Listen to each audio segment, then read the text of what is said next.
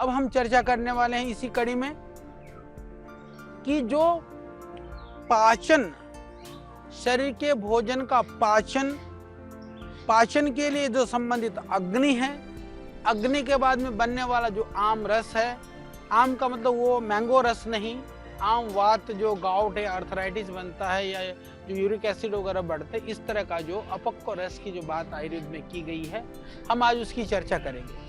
हम जो भी भोजन या अन्य पदार्थ के रूप में लेते हैं तो आपको पता है कि या वो प्रोटीन हो, चाहे कार्बोहाइड्रेट्स हो, चाहे वो वसा जिसको फैट बोलते हैं, विटामिन हो, या जिन भी तत्वों का हम सेवन करते हैं तो उनसे ही शरीर की पुष्टि होती है। हमने सबने समझ लिया, हमने आपको बताया, जिससे कि फिर बल, वर्ण, दीर्घायु और ये सब की वृद्धि होती है, सबकी प्राप्ति होती है।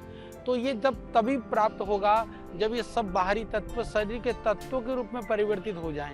यानी कि ताकत तो बाहर दिखाई देती है, पर भोजन जब पाचन हो जाता है भोजन का, तब वो शक्ति हमको प्राप्त होती है। तो इसलिए इसको समझना होगा, भोजन को शरीर के अनुरूप, यानी कि शरीर के द्वारा हम जो चाहते हैं, हम शरीर से क्या चाहते हैं, हम चाहते हैं कि जो हम खाएं, हम बिल्कुल चेहरे पर लाली हो, शरीर में ताकत हो और मन में उत्साह हो, कोई बीमारी ना हो, ये चाहते हैं। यानी कि भोजन के द्वारा शरीर की जो हमारी अपेक्षा है, इसको जिसको पाचक, ये भोजन के पाचन के बाद ही ये संभव है, इसको समझिए। जो चयापचय की जो क्रिया है उसके द्वारा ही संभव है। तो इसी को ही, जो इसको पाचन की जो क्रिया को काम करता है, उसी का नाम अग्नि है। बस हमको ये समझना है। तो ये जो अग्नि है, इसको क्योंकि ये पाचन क्रिया को करने के लिए आमाशय है, यकृत है, धातु कोश है, ये इन सब के माध्यम से क्या करता है कि पाचक का जो रस है उसको उत्पन्न करता है। तो इसी रस के माध्यम से क्या होता है कि जितने भी द्रव हैं जिनका हम प्रयोग करते हैं, तो वो सब पदार्थ क्या होता है कि या तो धातुओं में परिवर्तित हो जाता है या तो फिर मलों में परिवर्तित हो जाता है।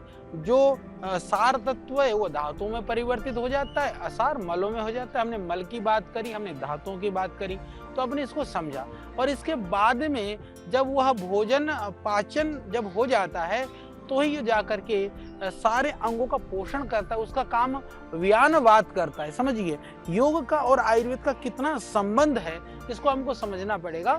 तो जो प्राण, अपान, समान, उदान, व्यान आदि जिन प्राणों की हम बात करते हैं, तो भोजन का जो अंगों में पहुंचाने का काम है रस का, वो व्यान वायु करता है।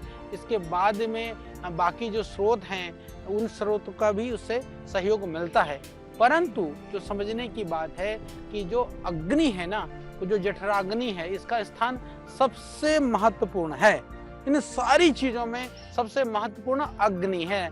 तो क्योंकि जैसे हम अपक्व अन्न को बाहर दुनिया में चूल्हे में पकाते हैं, तो क्या करता है, अन्न वो पक जाता है। इसी तरह से पके हुए भोजन हो चाहे कच्चा हो, जो जठराग्नि होती है वह उसको अंदर जाकर के पकाता है।